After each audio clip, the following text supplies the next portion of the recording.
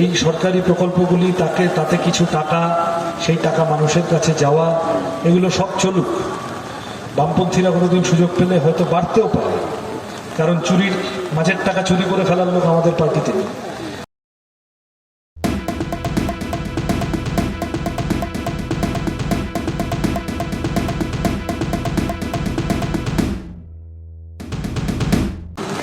আমাদের সঙ্গে আছেন কবিতা মণ্ডল। হ্যালো, দেশে বামনঘাটা আমি বলে দিচ্ছি, একবার করে প্রশ্ন করুন, আমি বলে দিচ্ছি। হ্যাঁ, বলে বামনঘাটা কাজ নেই। আমরা 200 টাকা রোজ, 200 টাকাটা তো সংসার চলে না। এখনকার বাজারে দেখো না কি দাম, ভেড়ি খাল সব ভরাট করে দিচ্ছে। আমরা খাবো কী করে? বাচ্চা কাচ্চা লেখাপড়া শেখাবো কী করে? বাচ্চা কাচ্চা লেখাপড়া খাওয়াবো কী করে? ওদের তো নিয়ে তো আমাদের চলতে হবে। এখন তো মুক্তি দিলে আপনি জিতলে আপনার পাশে থাকবো আমরা। উনি প্লাস্টিক সংগ্রহ করেন, রোজের টাকা কম পান।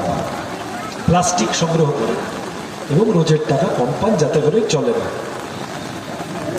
আমরা বোধহয় এই প্রশ্নগুলো পাচ্ছি, আর আমরা বুঝতে পারছি যে তৃণমূল সরকারের বহু বিজ্ঞাপিত সরকারি প্রকল্পগুলির লিমিটেশনটা কোথায়, সীমাবদ্ধতাটা কোথায়।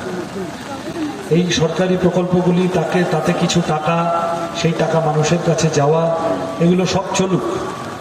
বামপন্থীরা কোনোদিন সুযোগ পেলে হয়তো বাড়তেও পারে, কারণ মাঝের টাকা চুরি করে ফেলার লোক আমাদের পার্টিতে নেই। কিন্তু শুধু একটু ওইটা দিচ্ছি বলে বাকি ইন্ডেক্সগুলো, বাকি জায়গাগুলো, বাকি প্রশ্নগুলো ইগনোর করে যাব, অবহেলা করে যাব। জিনিসের দাম সেটা হলে চলবে না। জিনিসের দাম কমানোর লড়াই, যে কথা উনি বললেন, জিনিসের দাম খুব বেড়েছে। রোজের টাকা বাড়ানোর লড়াই, আমি ইতিমধ্যেই বলেছি। ওনাদের এই প্রতিটি প্রশ্নে সাথে আছি, এবং কেউ যদি আমাদের যাদবপুরের প্রচার, আমরা কোন কথাগুলো নিয়ে মানুষের কাছে যাচ্ছি, মাইনিউটলি খেয়াল করে দেখবেন আমরা এই কথাগুলোই বারবার বলছি। প্লিজ চুরি করবেন না।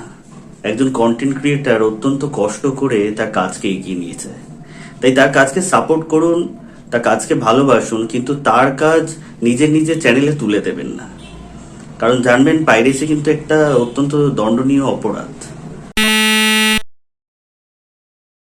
আপনারা দেখছেন আওয়াজ, রোজকারের হক কথা।